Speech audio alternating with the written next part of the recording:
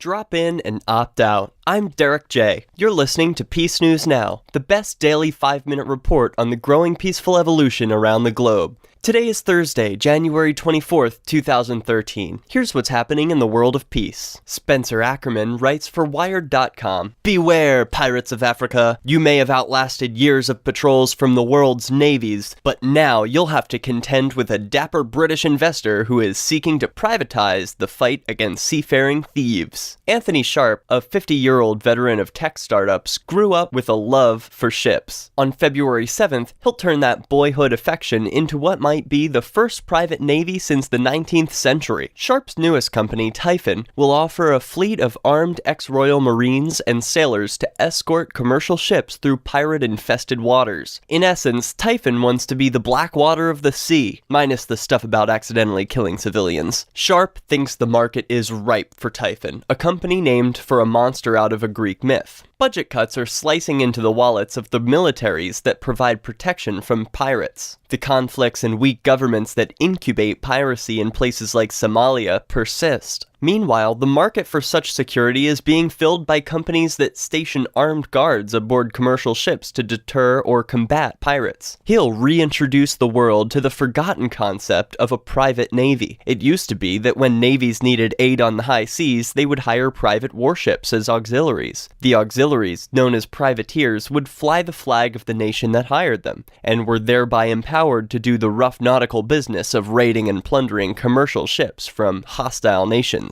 In April 1856, most Western nations, with the important exceptions of Spain and the United States, signed the Paris Declaration respecting maritime law, which reads, quote, "Privateering is and remains abolished."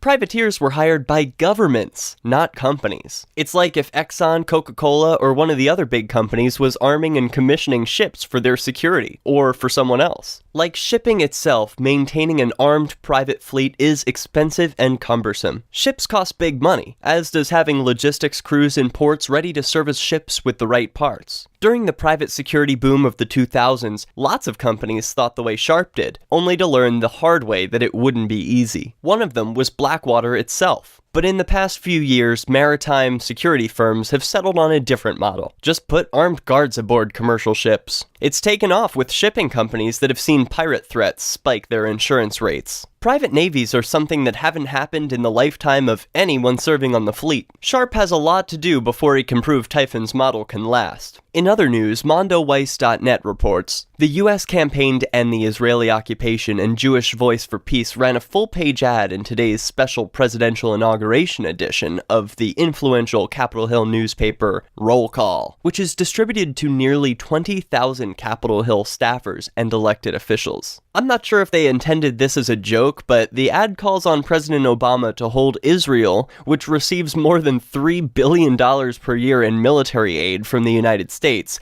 accountable to U.S. law. Yeah, because Obama is known for his strict adherence to the law.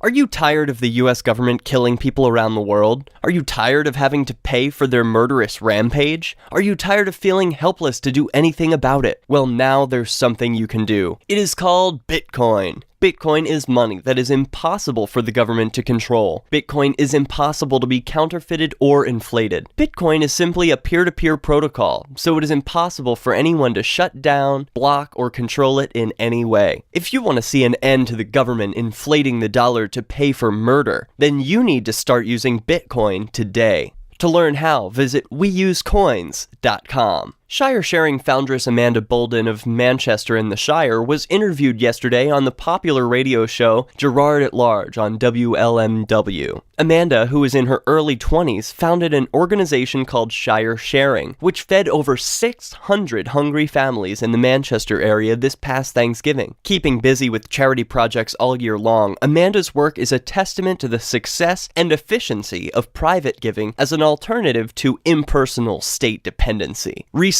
amidst fierce competition, Amanda came in second place in the radio station's online poll for Person of the Year. Learn more at shiresharing.org. That's all the time we have for today. Links to these stories can be found in this episode's show notes. Remember to subscribe to PNN on YouTube and iTunes, like us on Facebook, and follow us on Twitter. For PeaceNewsNow.com, I'm Derek J. Peace.